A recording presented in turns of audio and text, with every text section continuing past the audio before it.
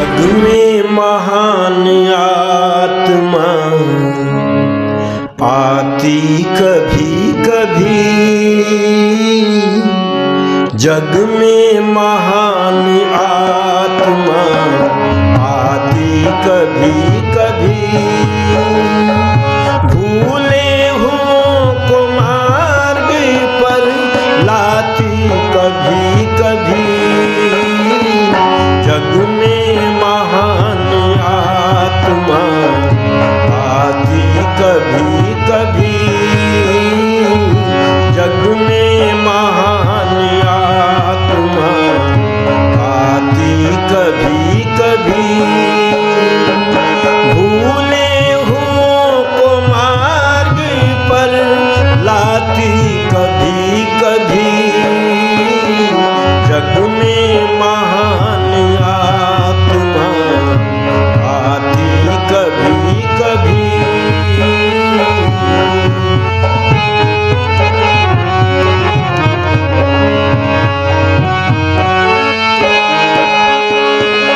यूं तो अनेकों राग हम गाते वो सुनते हैं, यूं तो अनेकों राग हम गाते वो सुनते हैं, लेकिन दसों दिशाएं गाती कभी कभी, लेकिन दसों दिशाएं गाती कभी कभी, भूले हुओं को मार्ग पर लाती कभी कभी। जग में महान आत्मा आती कभी कभी।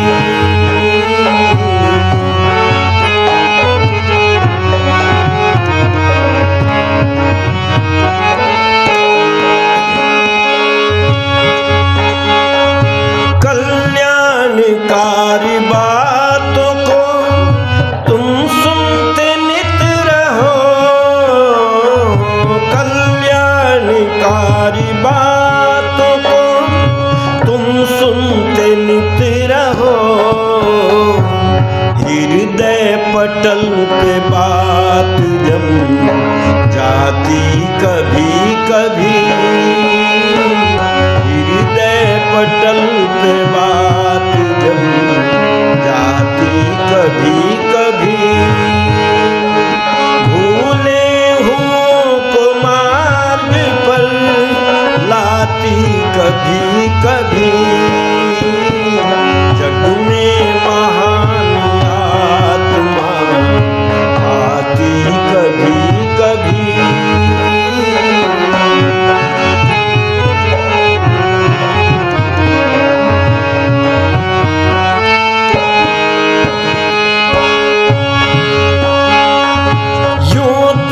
हम पैदा होकर यहीं पर बड़े हुए,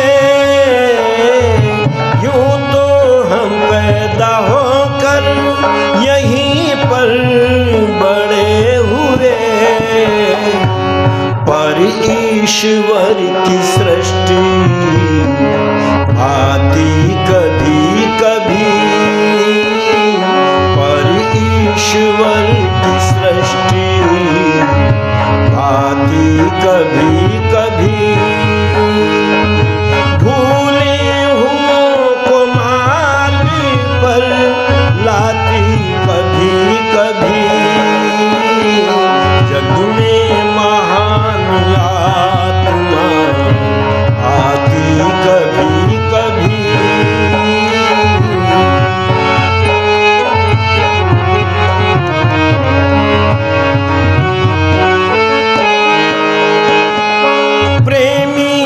कर्महीन नर पैदा हुए मरे,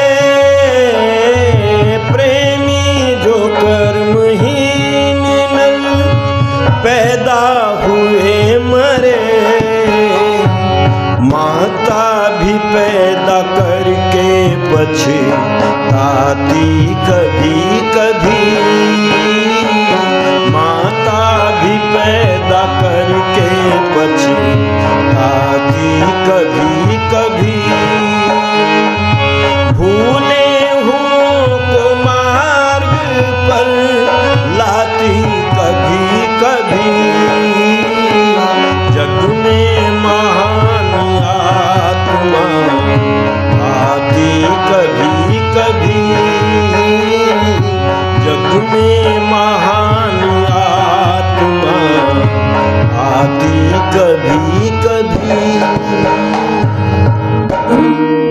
कुछ लोग कहते हैं आर्य समाजी तीर्थ को नहीं मानते, पर ऋषि राम जी महाराज एक छोटी सी पुस्तक लिखते हैं, उसका नाम रखते हैं आर्योद्देश रत्न माला, और उसको आप पढ़ेंगे ध्यान से तो ऋषि दयानंद लिखते हैं तीर्थ किसको कहते हैं, जिसको करके मनुष्य दुखों से तर जाए उसका नाम तीर्थ है।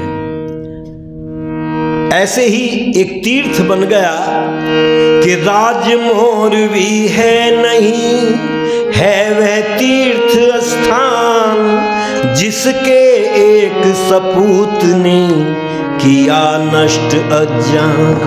बंधु बांधवों के सहित था तो सुख सामान, किंतु अभी तक आपकी थी न कोई संतान। प्रति मास धार्मिक ग्रंथों को अम्बा शंकर जी पढ़ते थे, जिसको सुन सुन कर पत्नी में कुछ नए विचार उभरते थे। पत्नी ने पति से एक दिवस पूछा, हे नाथ बताओ तो इस आर्य धर्म के आदि ग्रंथ कितने हैं यह समझाओ तो। पहले पति पत्नी में भी चर्चा होती थी तो धार्मिक चर्चा होती थी, और पति से पूछती है कि पतिदेव ये बताओ आर्य धर्म के कितने ग्रंथ हैं, हमारा धर्म ग्रंथ क्या है। तो अम्बा शंकर समझाती पत्नी को, पत्नी की ऐसी रुचि देख अम्बा शंकर तब मुस्काए, हैं आदिकाल के 4 वेद चारों के कारण समझाए। कहा हमारी वैदिक संस्कृति है और हम 4 वेदों को मानते हैं, इसलिए हमारी वैदिक संस्कृति ही थी, पर लोगों ने वैदिक संस्कृति को बदनाम किया, और यहाँ पर वैदिक संस्कृति के नाम पर एक नाम अलग से दे दिया गया, सनातन धर्म। क्यों जी, सनातन धर्म किसको कहते हैं? सनातन कहते हैं जो सदा से है, लेकिन उसका नाम भी तो कुछ होगा। अब ये कोई मुझसे पूछे तुम्हारा नाम क्या है, और मैं कहूँ 65 वर्ष, अच्छा ये मेरा नाम है या आयु है? ये मेरी आयु है, नाम नहीं है।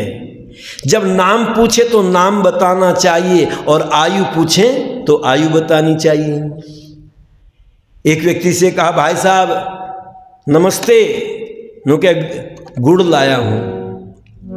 अब बताओ ये उत्तर है? कोई पूछ रहे हैं, नमस्ते कर रहे हैं, और वो कह रहे हैं गुड़ लाया है। कहने लगे घर में सब कुशल तो हैं कि चाय बना करके पीऊंगा। ठीक यही उत्तर हम भी दे रहे थे, पर मूल शंकर के पिता अपनी पत्नी को समझाते हैं, देखो हमारा धर्म कौन सा है, हमारा धर्म वैदिक धर्म है, और पहले केवल वैदिक धर्म को ही मानते थे। श्री राम क्या मानते थे? क्यों? क्योंकि उनका कौन सा संस्कार हुआ? श्री राम का पुराणारंभ संस्कार हुआ या वेदारंभ संस्कार हुआ? आप पढ़ कर के देखना रामायण को, वहां पर मिलता है श्री राम का वेदारंभ संस्कार हुआ। यदि वेदारंभ संस्कार हुआ है तो वैदिक धर्म को हम मानते थे, और इसीलिए लिखा तुलसीदास जी ने भी कि वेद पुराण सुनहि चित लाई,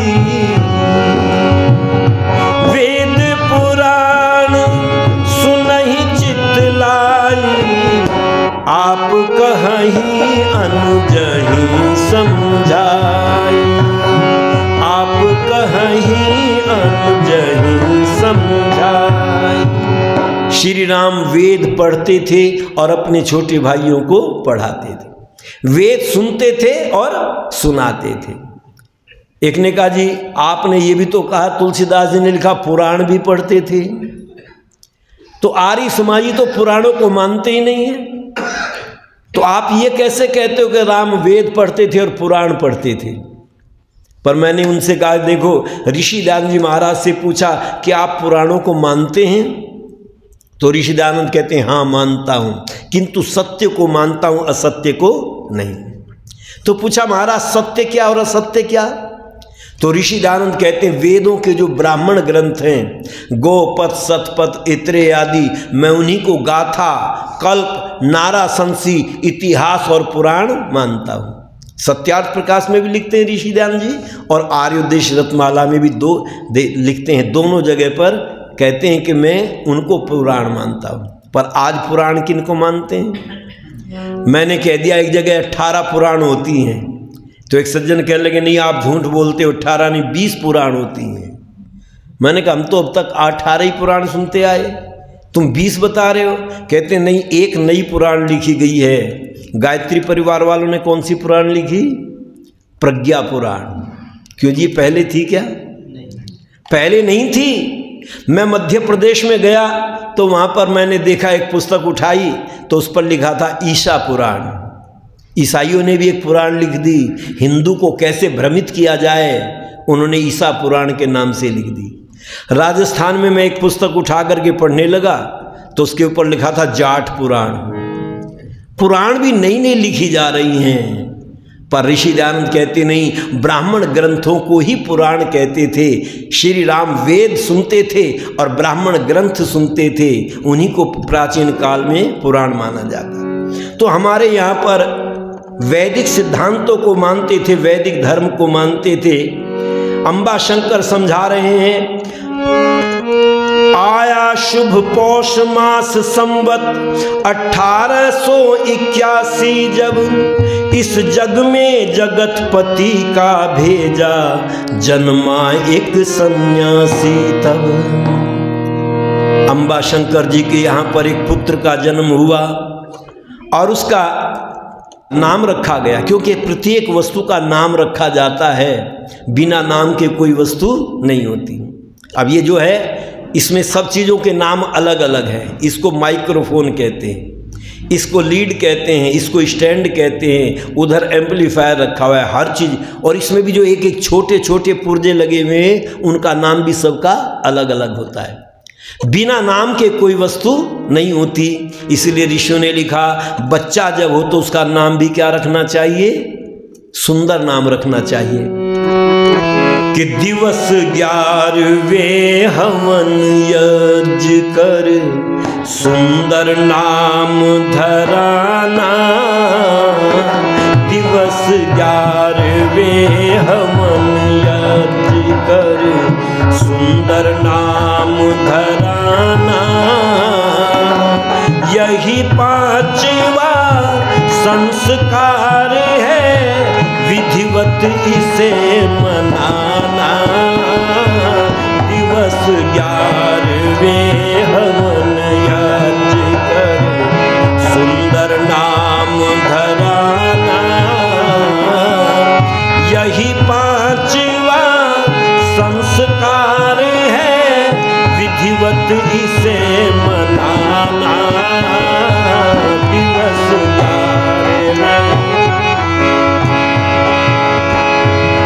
11वें दिन बच्चे का नाम रखें, तो अंबा शंकर जी ने भी अपने पुत्र का नाम रखा सरल सार्थक नाम धरे जय, ऋषियों ने बताया। सरल सार्थक नाम धरे जय, ऋषियों ने बताया। नाम धरा जो उसी नाम से, जाए सदा बुलाया। मन माने नामों से उसको, मन माने नामों से उसको,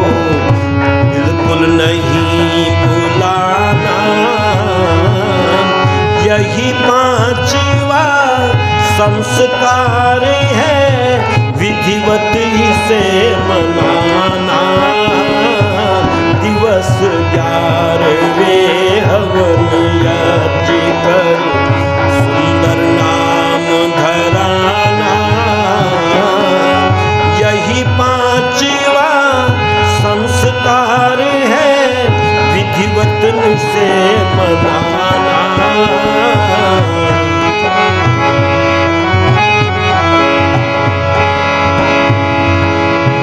अनुसार फिर नाम धरे के माता उसे बनाए।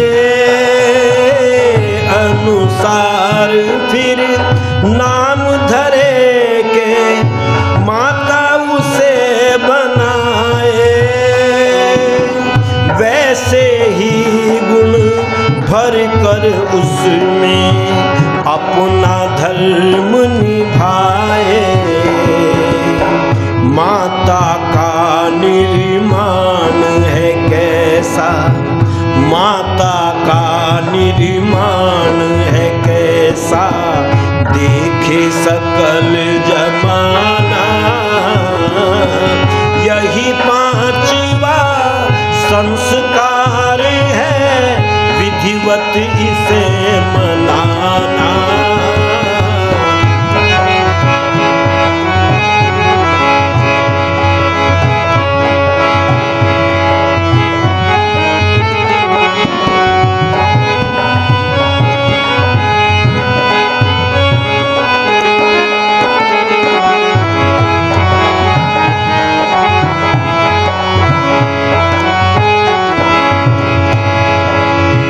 लाज नाम की रखते आए उत्तम नामों वाले। नाम लाज की रखते आए, लाज नाम की रखते आए उत्तम नामों वाले। नहीं छिपे इतिहास किसी से माने दुनिया वाले। विधिवत सदा मनाते जाना, विधिवत सदा मनाते जाना। महिमा का फल पाना। यही पांचवा संस्कार विधिवत इसे मनाना। दिवस 11वें संस्कार बच्चों का यही मनाना।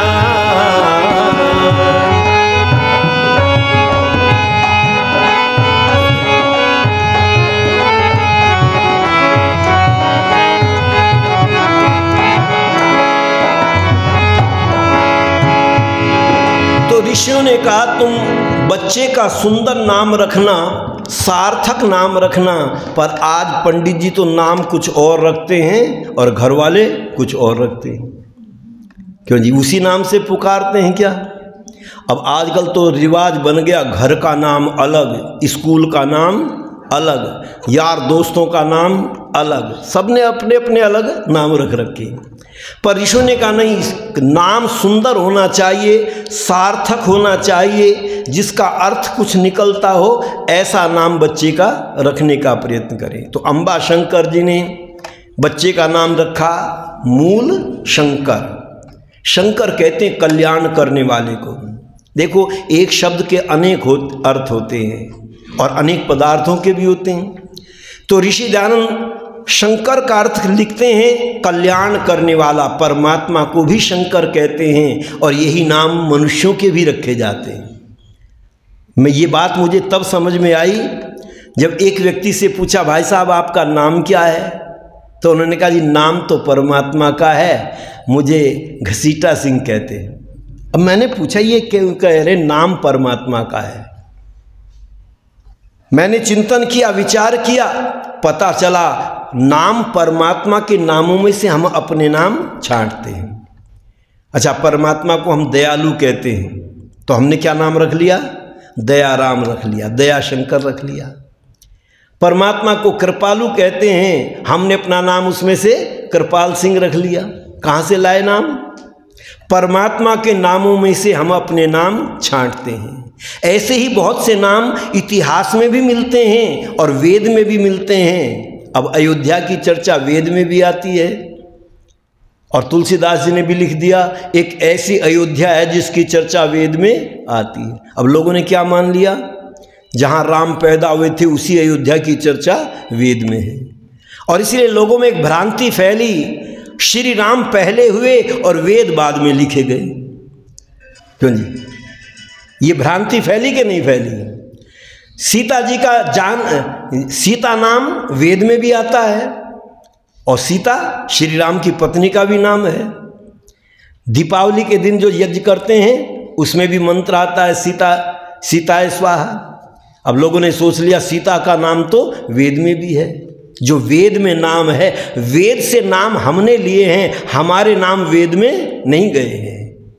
जिस दिन ये चिंतन करोगे उस दिन ये भ्रांतियां मिट जाएंगी। तो पूछा, परमात्मा को भी शंकर कहते हैं और जो हमारे घर में कल्याण करने वाला है हम उसको भी क्या कहेंगे? शंकर ही कहेंगे। इसने हमारे घर का कल्याण कर दिया, इसलिए बच्चे का नाम क्या रखा? जब पहला बच्चा हुआ तो उसका नाम रखा गया मूल शंकर। अब मूल किसको कहते हैं? तो ऋषि दयानंद जी स्वयं मूल की परिभाषा करते हैं, जिससे अन्य पदार्थ तैयार हो जाएं, किंतु अन्य पदार्थों को मिलाकर के वह मूल पदार्थ तैयार न हो। अर्थात बच्चे का नाम रखा गया मूल शंकर और मूल शंकर को उत्तम बनाने के लिए और संस्कार किए गए, क्योंकि ऋषियों ने हमारे यहाँ बच्चों को उत्तम बनाने के लिए एक विधि दी और उस विधि का नाम रखा संस्कार विधि। कुछ लोग कहते हैं ये तो ऋषि दयानंद ने लिखी संस्कार विधि, ऐसी मान्यता लोगों की है। पर ध्यान रखना, ऋषि दयानंद ने तो उसको फिर से याद दिलाया, क्योंकि वाल्मीकि रामायण में सारे संस्कारों की चर्चा मिलती है, रामचरितमानस में सारे संस्कारों की चर्चा मिलती है, महाभारत में उन्हीं संस्कारों की चर्चा मिलती है। ऋषि दयानंद ने तो याद दिलाया जिनको हम भूल गए थे। इसलिए संतानग्रस्त आश्रम की अनमोल निधि है, उत्तम इसे बनाने को संस्कार विधि है। संतानग्रस्त आश्रम की अनमोल निधि है, उत्तम इसे बनाने को संस्कार विधि है।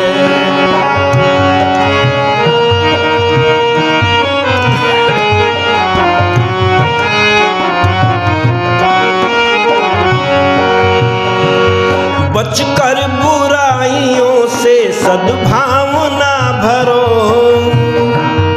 बचकर बुराइयों से सद्भावना भरो, उत्तम संतान पाने की शुभ कामना करो। प्रातः शाम ईश की आराधना करो, दुष्ट वृत्तियों का सदा सामना करो। फिर ये न कहना कलयुग है, फिर ये न कहना कलयुग है, 21वीं सदी है, उत्तम इसे बनाने को संस्कार विधि है। संतानग्रस्त आश्रम की अनमोल निधि है, उत्तम इसे बनाने को संस्कार विधि है।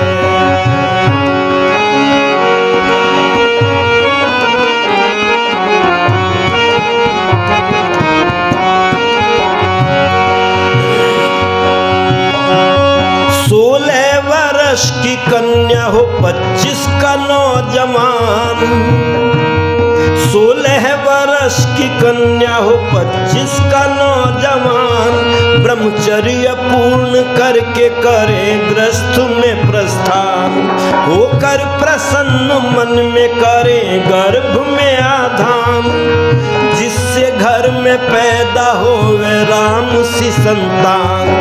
संतान के लिए करना संतान के लिए करना आहार शुद्धि है उत्तम, इसे बनाने को संस्कार विधि है। संतान ग्रस्त आश्रम की अनमोल निधि है उत्तम, इसे बनाने को संस्कार विधि है उत्तम, इसे बनाने को संस्कार विधि है। और बच्चों के संस्कार करते थे तो उन्हीं संस्कारों में अंबा शंकर जी ने अपने पुत्र का नामकरण संस्कार किया, नाम रखा। और नाम बच्चे को अच्छा बनाने के लिए हमारे यहाँ पर एक संस्कार होता है जिसको उपनयन कहते हैं। अच्छा, पशु अगर मारने लगे, परेशान करने लगे तो क्या करते हैं?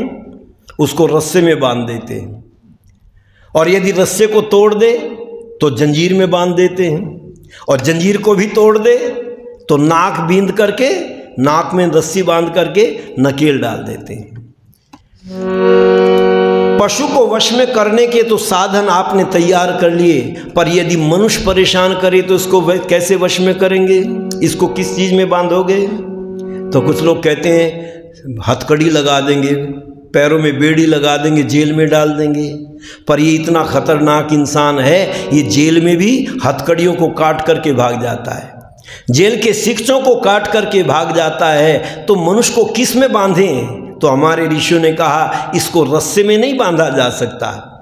हैवान तो है मानता डंडे के जोर से, पर इंसान वो है जिसने इशारा समझ लिया। मनुष्य को किस चीज में बांधा जाता है? तो हमारे ऋषियों ने कहा मनुष्य को व्रतों में बांधा जाता है। और इसलिए कहा गया व्रती आर्य अव्रती दस्यु। जो व्रतों में बंधा हुआ है उसको आर्य कहते हैं, श्रेष्ठ कहते हैं, और जिसके जीवन में कोई व्रत नहीं होता उसको अनार्य कहते हैं, दस्यु कहते हैं, राक्षस कहते हैं, पिशाच कहते हैं, चोर कहते हैं। इसलिए मनुष्य को दो ही भागों में बांटा, मैंने कल बताया था, आर्य और अनार्य। तो व्रतों में कैसे बांधा जाता है बच्चे को? तो एक व्रत सूत्र दिया जाता है। व्रत सूत्र यज्ञोपवीत को हम क्या कहते हैं? व्रत सूत्र। इसको उपनयन भी कहते हैं। ये तीसरा नेत्र भी है हमारा, जो हमको रास्ता दिखाने का काम करता है। इसलिए बच्चे का उपनयन संस्कार किया गया। मूल शंकर जी का कौन सा संस्कार हुआ? उपनयन संस्कार। क्योंकि आज हम करते हैं बच्चों का उपनयन संस्कार। हम श्री राम को तो मानते हैं, हम श्री कृष्ण को तो मानते हैं, पर उनके उपनयन संस्कार को नहीं मानते। आप देखना, यज्ञोपवीत लेकर खुद को निहारना है, जीवन सुधारने का संकल्प धारना है। यज्ञोपवीत लेकर खुद को निहारना है, जीवन सुधारने का संकल्प धारना है। यज्ञोपवीत लेकर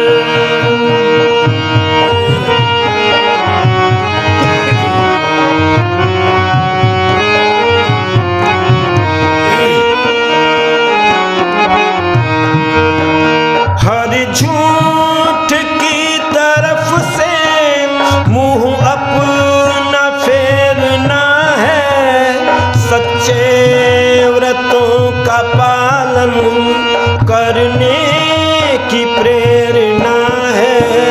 हर झूठ की तरफ से मुंह अपना फेरना है, सच्चे व्रतों का पालन करने की प्रेरणा है।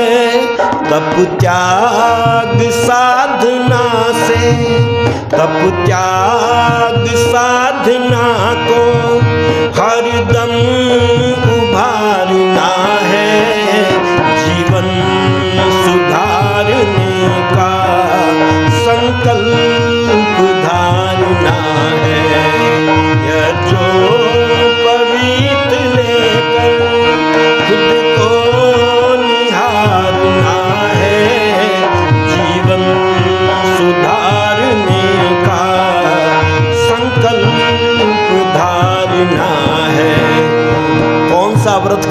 थे बच्चे को?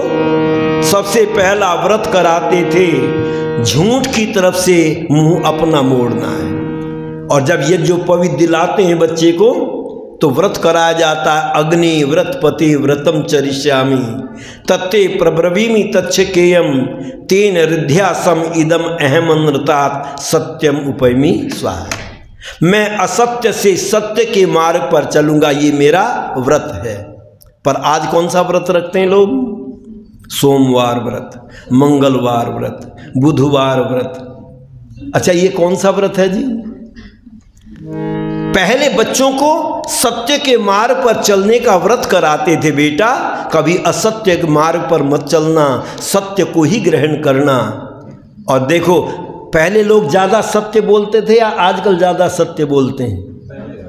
पहले ज़्यादा बोलते। तो लड़ाई पहले ज़्यादा होती थी, आजकल ज़्यादा हो रही है। क्यों हो रही है? क्योंकि हमने असत्य बोलना प्रारंभ कर दिया, उसी के कारण घर में झगड़े। पति आए घर में, पत्नी ने पूछा तुम्हारी छुट्टी तो 6 बजे हो जाती है, अब रात के 10-11 बज गए हैं, इतनी देर कहाँ लगा दी? तो कहते मैं, मेरे मित्र का जन्मदिन था, वो पकड़ करके ले गए, मैं फ़ोन नहीं कर पाया तुम्हें, इसलिए मुझे वहाँ जाना पड़ गया। और पत्नी ने जब सवेरे कपड़े धोने के लिए जेब देखी तो उसमें सिनेमा हॉल का टिकट निकला। अच्छा बताओ, झगड़ा होगा घर में या प्रेम बढ़ेगा? ये थोड़ा सा झूठ बोलने से ही अविश्वास पैदा हो जाता है, घर में झगड़ा होना शुरू हो जाता है। पहले लोग सत्य का आचरण करते थे, इसलिए अपने दरवाजों पर, घर में दीवार पर लिखवा करके रखते थे, असतो माँ सद्गमय तमसो माँ ज्योतिर। अरे दुकान पर ही झूठ बोल लिया करो, पर घर में तो कम से कम सच बोल लिया करो। बच्चों को हमने आदत गलत डाल दी। एक बच्चे से पूछा पिता ने, बेटा कहाँ गए थे? पिताजी मैं मंदिर गया था। अब पिताजी को बड़ी खुशी हुई, मेरा बेटा धार्मिक है, मंदिर गया था। पूछा बेटा कौन से मंदिर गए थे? तो कहा श्री राम मंदिर गया था। लेकिन श्री राम मंदिर को देख पूछा, श्री राम मंदिर गया था, लेकिन बच्चे की जब जेब देखी तो उसमें सिनेमा हॉल का टिकट निकला। पूछा बेटा ये टिकट कहाँ से आया? तुम तो कहते थे मैं मंदिर गया था। ये कहने लगा, पिताजी उस मंदिर में टिकट लगता है। हमने कहा ऐसा कौन सा मंदिर है जिसमें टिकट लगता है? पहले कोई मंदिर में टिकट नहीं लगता था। मैंने 30-40 साल पहले पहली बार एक मंदिर में गया जहां टिकट लगा, अहमदाबाद में। आपने सुना होगा कौन सा मंदिर है सबसे बड़ा? अक्षरधाम। अक्षरधाम में सबसे पहली बार टिकट लेकर के गया, और अब तो हरिद्वार में न जाने कितने मंदिर बन गए जहां टिकट लेकर के जाना पड़ता है। कहते बेटा कौन सा मंदिर है वो जिसमें टिकट लगता है? कहा पिताजी आगरा में श्री राम मंदिर है जिसमें टिकट लगता है। अब आगरा में श्री राम मंदिर कौन सा है आप समझ गए होंगे। वहाँ सिनेमा हॉल का नाम क्या है? श्री राम मंदिर। सिनेमा हॉल का नाम श्री राम मंदिर है। अच्छा बताओ बेटा सत्य बोल रहा है कि नहीं बोल रहा है? पता चला जब चोरी पकड़ी जाती है, असत्य व्यवहार होता है, तब विश्वास समाप्त हो जाता है और घर में झगड़ा होना प्रारंभ हो जाता है। इसलिए बच्चे को कौन सा व्रत कराते थे? संतोषी का व्रत नहीं कराते थे, करवा चौथ का व्रत नहीं कराते थे, अमावस्या का व्रत नहीं कराते थे। सत्यम उपैमि, मैं सत्य का आचरण करूंगा, ये मेरा व्रत है। और इसीलिए हमारे यहाँ पर कसम खाया करते थे कि रघुकुल रीत सदा चली आई, रघुकुल रीत सदा चली आई, प्राण जाई पर वचन न जाई, प्राण जाई पर वचन न जाई। इसलिए पुत्र पर पिता को विश्वास होता था, मेरा बेटा सत्य आचरण करता है, उस पर विश्वास करते थे। और ये व्रतों में बांधना पड़ेगा।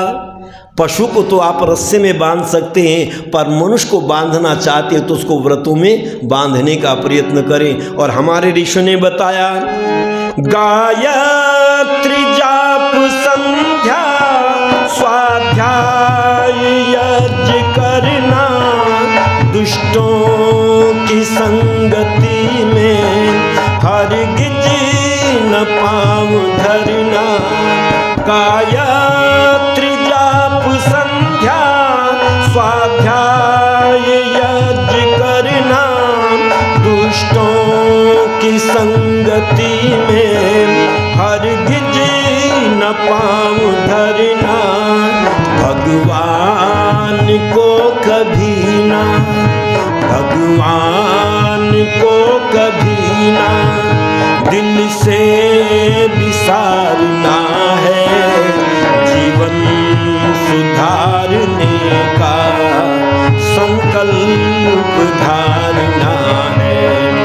यह जो पवित्र लेकर खुद को निहारना है।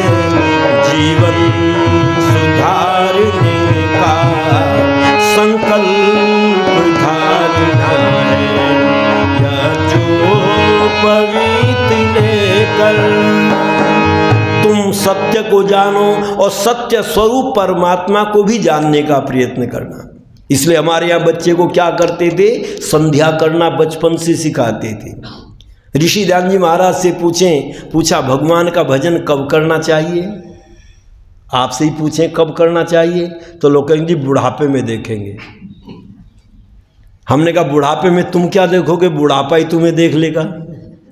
बुढ़ापे में भगवान का भजन नहीं होता। ऋषियों ने तो कहा रण भक्ति और दान जवानी में होते, बुढ़ापे में नहीं होते। पर हमने मान लिया अजी बुढ़ापे में देखेंगे, ये तो उम्र खाने कमाने की है, खाने कमाने में लग जाते हैं। पर बुढ़ापे में वही याद आता है जो बचपन में अभ्यास है। बचपन से हम बचपन से बच्चों को सिखाते थे ईश्वर की उपासना करना। और योगी राज कृष्ण से पूछा महाराज ये बताओ मनुष्य को मनुष्य बनाने का साधन क्या है। तो कहते मनुष्य को मनुष्य बनाने के लिए 3 अंकुशों की जरूरत पड़ती है। सबसे पहला अंकुश है ईश्वर का भय। पहले लोग ईश्वर से डरते थे तो गलत काम भी नहीं करते थे। और अब खुली छूट दे दी, नहीं तुम कुछ भी करो, गुरुजी से नाम दान ले लो, सबको माफ करा देंगे। ये जो माफी नामा चला है जब से, अच्छा बताओ तब से पाप बढ़े या घटे? क्यों? क्योंकि खुली छूट दी जा रही है। हम परमात्मा से सिफारिश कर देंगे तुम्हारे पाप माफ हो जाएंगे। पर नहीं, पहले बच्चों को बताते थे बेटा परमात्मा हमारी प्रत्येक कर्म को जानता है, उससे छिप करके हम कोई काम नहीं कर सकते। और व्यक्ति डरता था परमात्मा मुझे देख रहा है। इसीलिए कहा है तुम बचपन से क्या करो, गायत्री जाप करो। और श्री राम क्या करते थे, प्रातः काल और सायंकाल प्रणव का जप करते थे और गायत्री का जप करते थे। वाल्मीकि रामायण को पढ़ना, वहां पर प्रणव, प्रणव किसको कहते हैं, तो शिव पुराण पढ़ो। शिव पुराण में आता है ओम को ही प्रणव कहते हैं, जो हमेशा नया रहता कभी पुराना नहीं होता, उसको प्रणव कहा है। इसलिए विद्वानों ने कहा तुम परमात्मा को स्मरण करना। और श्री राम को बचपन से क्या सिखाया गया कि विगत दिवस मुनि आय सुपाई, संध्या करन चले दो भाई, संध्या करन चले दो भाई। संध्या करने के लिए जा रहे हैं। क्यों जी? पहले लोग क्या करते थे, संध्या। आज क्या करते हैं, संध्या नहीं करते, पूजा करते हैं, जगराते करते हैं। आप कहेंगे संध्या क्या है? ईश्वर की उपासना ठीक प्रकार से करने का जो तरीका है उसका नाम संध्या है। पहले आंख बंद करके बैठते थे और ध्यान लगाते थे, ये तरीका था। पर अब कोई करता है ऐसे? देख लो, मस्जिद में जाओ, गुरुद्वारे में जाओ, चर्च में जाओ, कहीं भी जाओ, देखो कैसे करते हैं लोग। सबने अपने अपने तरीके अलग बनाए। पर देखो बच्चों को ध्यान लगाने का अभ्यास बचपन से कराओ। ऋषि ध्यान जी से पूछा महाराज परमात्मा की उपासना कब से करें, तो उन्होंने कहा जब से समय मिले तब से करें, किंतु बचपन से करें तो अति उत्तम है। इसलिए बच्चों को बचपन से गायत्री मंत्र कब दिया जाता था? जब बच्चे को उपनयन पहनाया जाता था, जनेऊ पहनाया जाता था, तभी गायत्री मंत्र का उपदेश किया जाता था। इसलिए कुछ लोगों ने कहना शुरू कर दिया महिलाओं को तो गायत्री जपने का अधिकार नहीं। पूछा क्यों? क्योंकि इनको जनेऊ पहनने का अधिकार नहीं है। पर मैं आपको प्रमाण दे रहा हूं, मेरे सामने प्रश्न आया। मध्य प्रदेश में एक बच्ची मुझसे कहने लगी, पंडित जी यज्ञोपवीत लड़कों को ही पहनना चाहिए या लड़कियों को भी पहनना चाहिए? मैंने कहा लड़कियों को भी पहनना चाहिए। ऋषि दयानंद कहते हैं जो जो संस्कार लड़कों के हों वही वही संस्कार लड़कियों के भी होने चाहिए। पर कुछ लोग तर्क देते हैं कुछ संस्कार ऐसे हैं जो लड़कों के होने चाहिए, लड़कियों के नहीं होने चाहिए, और कुछ संस्कार ऐसे हैं लड़कियों के होने चाहिए, लड़कों के नहीं होने चाहिए। हमने पूछा कौन से संस्कार हैं ऐसे? वो कहते हैं कर्णवेद संस्कार लड़कियों का होना चाहिए, लड़कों का नहीं। क्यों जी? आभूषण कौन पहनते हैं? लड़कियां पहनती हैं, पर नहीं लड़के भी पहनते हैं। अच्छा, श्री राम का चित्र आपने देखा हो कभी? श्री राम के कानों में आभूषण है कि नहीं है? श्री कृष्ण के चित्र को देखो, उनके चित्र में आभूषण है कान में या नहीं है? भुजाओं में भी मिलते हैं और कान में भी मिलते हैं। गुजरात में अभी भी जाओ, हर एक व्यक्ति के कान बिंधे हुए मिलते हैं, उनमें सोने की बालियां मिलती। पुराने लोगों के कानों में सोने की बाली मिलती थी। पता चला पुरुष भी आभूषण पहनते थे और स्त्रियां भी आभूषण पहनती थी। और ये जो पवित्र कहते हैं लड़कों का होना चाहिए, लड़कियों का नहीं होना चाहिए। पर जब मैंने उस बच्ची को यज्ञोपवीत दिया तो वहाँ पंडितों की मीटिंग बैठी और उन्होंने कहा अब तक तो आर्य समाजी लड़कों को ही जनेऊ देते थे, इन्होंने लड़कियों को भी देने शुरू कर दिए। कहाँ लिखा है? वो मेरे पास आए, कहने लगे पंडित जी हमारे साथ तो आपने एक झगड़ा नया पैदा कर दिया। हमारे यहाँ पंचायत जुड़ी बैठी है और कहते हैं लड़कियों को यज्ञोपवीत पहनने के लिए कहाँ लिखा है? तो मैंने कहा देखो ये संस्कार विधि में लिखा है, सत्यार्थ प्रकाश में लिखा है, दिखाओ उनको। वो कहने लगे हम इनको ग्रंथों को नहीं मानते, ये तो आर्य समाजियों के लिखे हुए, कोई और प्रमाण दो। अब देखो परमात्मा कैसे ज्ञान देता है, उस दिन मेरे समझ में आई। मैं उस दिन वहाँ शिव मंदिर में ठहरा हुआ था। मैंने एक पुस्तक रखी थी सामने, ऐसे ही उसको पलट करके देखा, वैसे ही खोल दिया तो वहाँ पर लिखा था, वो यज्ञोपवीत रखा था, जनेऊ रखा था वहीं पर। जब मैंने वहाँ पढ़ा तो उसमें लिखा था शैलराज ने अपनी पुत्री पार्वती का उपनयन संस्कार वेद मंत्रों से कराया। मैंने कहा देखो ये प्रमाण उनको दे देना। आज लोग अपने ग्रंथों को नहीं पढ़ते, उसी का दुष्परिणाम ये हुआ हम व्हाट्सएप और फेसबुक के द्वारा अपना प्रचार धर्म का करना शुरू कर दिया। मैंने कहा शिव पुराण को दिखाना उनको, शिव पुराण में लिखा पार्वती का उपनयन संस्कार हुआ। इसलिए कहते हैं लड़कों के भी संस्कार होने चाहिए और लड़कियों के भी होने चाहिए। और क्या सिखाएं बच्चों को? पितरों की टहल सेवा, देवों की उचित पूजा, ऋषियों के संग जैसा कोई कर्म है न दूजा। माता पिता गुरु के, माता पिता गुरु के ऋण को उतारना है, जीवन सुधारने का संकल्प धारना है। यह जो पवित्र लेकर खुद को निहारना है, जीवन सुधारने का संकल्प धारना है।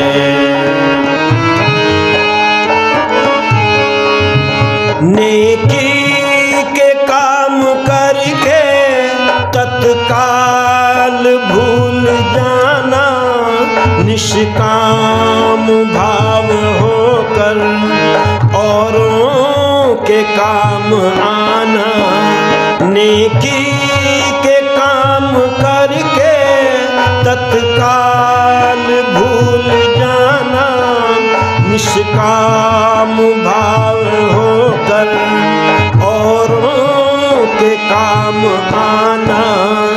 शिक्षा का सूत्र है ये, शिक्षा का सूत्र है ये, मन में विचारना है, जीवन सुधारने का संकल्प धारना है। यह जो पवित्र लेकर खुद को निहारना है, जीवन सुधारने का संकल्प धारना है। ये सूत्र किसका है? कहते हैं विद्या का सूत्र है, विद्या का चिन्ह है। देखो कुछ गलतियां हमारे यहाँ भी होनी प्रारंभ हो गई हैं। पहले यज्ञोपवीत कब पहनाते थे? जब बच्चा 8 वर्ष का हो जाता था। और हमने क्या प्रचार करना शुरू कर दिया? कहते बिना यज्ञोपवीत के यज्ञ नहीं करना चाहिए। इसलिए जब यज्ञ करो तो जनेऊ पहन लो और बाद में उतार करके वहीं फेंक करके चले जाओ। ये जो छूट हमने दी है इसने भी बहुत बड़ा हानि पहुंचाई है। इसलिए बहुत से आर्य समाज के अधिकारियों के पास ही जनेऊ नहीं मिलते, क्योंकि उन्हें तो पता है हवन के टाइम ही पहनना, उसके बाद पहनने की कोई ज़रूरत नहीं। पर नई ऋषियों ने कहा बच्चे को बचपन से यज्ञोपवीत पहनाया जाता था। और कब उतारा जाता था? जब वह संन्यास लेता था तब उसका यज्ञोपवीत उतारा। ऋषि ध्यान जी महाराज से प्रश्न किया, महाराज यज्ञोपवीत को पहनाना चाहिए या उतारना भी चाहिए? कहते हैं उतारना भी चाहिए। कब उतारना चाहिए? या तो कोई यज्ञोपवीत पहन करके उल्टे काम करने लगे तो उसका यज्ञोपवीत उतार लेना चाहिए, और या जब संन्यास ले तब उसका यज्ञोपवीत उतारा जाता है, और किसी अवस्था में यज्ञोपवीत उतारना नहीं चाहिए। क्योंकि हमने ऋषियों के सिद्धांतों को नहीं जाना, इसलिए मूल शंकर जी को क्या किया गया? यज्ञोपवीत दिलाया गया। शुभ चिन्ह आर्यों का यज्ञोपवीत है, सब श्रेष्ठ लोग पहने, ऋषियों की रीत है ये, दुनिया में पथिक इसके यश को निखारना है, जीवन सुधारने का संकल्प धारना है। यह जो पवित्र लेकर खुद को निहारना है, जीवन सुधारने का संकल्प धारना है। और ये जो पवित्र जब दिया जाए बच्चे को तो ऋषि दयानंद कहते हैं उससे अगला संस्कार जो होता है वेदारंभ संस्कार होता है। अगर पुराण होती यहाँ पर और पुराणों का प्रचार होता तो पुराणारंभ संस्कार होना चाहिए था, वेदारंभ संस्कार नहीं होना चाहिए। ये प्रमाण है। अगर वेदारंभ संस्कार की चर्चा मिलती है तो हमारा धर्म सत्य सनातन वैदिक धर्म है, और वैदिक धर्म को ही हम मानते थे।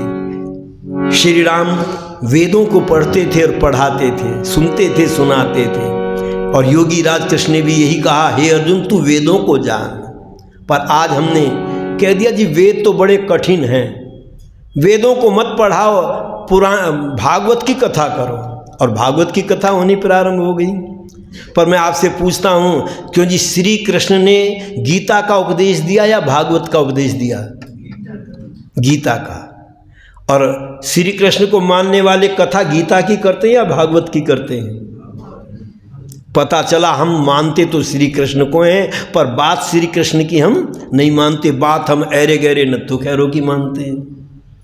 पर ऋषि दयानंद कहते नहीं, जो कठिन विषय है उसी को जानना चाहिए। अच्छा, आप अपने बच्चों का जो ट्यूशन लगाते हैं, किसी गूढ़ विषय का, कठिन विषय का लगाते हैं, सरल विषय का लगाते हैं? जो समझ में नहीं आता बच्चे को उसका ट्यूशन लगाते हैं, और जो समझ में आ जाता है उसका ट्यूशन लगाने की क्या ज़रूरत है?